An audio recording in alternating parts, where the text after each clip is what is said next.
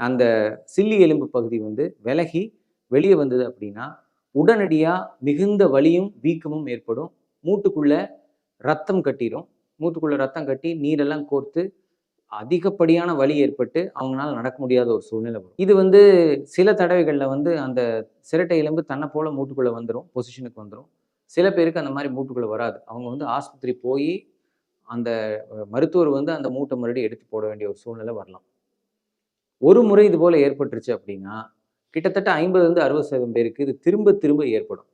1 மாதம் அல்லது 2 மாத இடைவெளியில அவங்க வந்து படி விட்டு இறங்கும் போதோ, கீழே விழுகும் போதோ, இல்ல ஓடும் போதோ இந்த சிரட்டை எலும்பு சும்மா நின்னு திரும்பும்போது கூட இந்த சிரட்டை எலும்பு விலகலாம். இதுக்கு ரெக்கரண்ட் பெட்டலார் டிஸ்லொகேஷன் என்று சொல்லுவோம். பெட்டலார் டிஸ்லொகேஷன். இந்த பெட்டலா எண்ணக்கூடிய இந்த சிரட்டை எலும்பு, சில்லி எலும்பு வந்து அடிக்கடி நகர்ந்து போகக்கூடிய ஒரு தன்மை. இது இருந்தா வந்து எப்பவுமே அவங்களுக்கு வந்து அசையறதுக்கு, ஒரு பக்கம் போறதுக்கு, இல்ல ஓடுறதுக்கு, விளையாடுறதுக்கெல்லாம் ஒரு பயம் ஏற்பட்டுரும். இது விலகிருமோங்கிற பயத்தினாலேயே அந்த கால பயன்படுத்த மாட்டாங்க. அந்த கால பயன்படுத்தாதனாலேயே அந்த தசைகள்லாம் இன்னும் வந்து பலகீனமாயிடும். அப்ப தசைகள் பலகீனமாகும்போது இந்த எலும்பு விலகக்கூடிய சான்ஸ் ரொம்ப அதிகமாயிட்டே போயிடும். ஸோ இது ஒரு விதமான ஒரு விஷியஸ் சைக்கிளா மாறி அடிக்கடி அவங்களுக்கு விலகுறதும், பயம் ஏற்படுறதும், வலி ஏற்படுறதும் இந்த தொந்தரவு ஏற்பட்டுட்டே இருக்கும். ஒரு கட்டத்துல அடிக்கடி இந்த மூட்டு விலகும்போது உள்ள இருக்கிற குருத்தெலும்பு கார்டிலேஜ் டேமேஜ் ஆகும்போது தேய்மானம் வர ஆரம்பிச்சிடும்.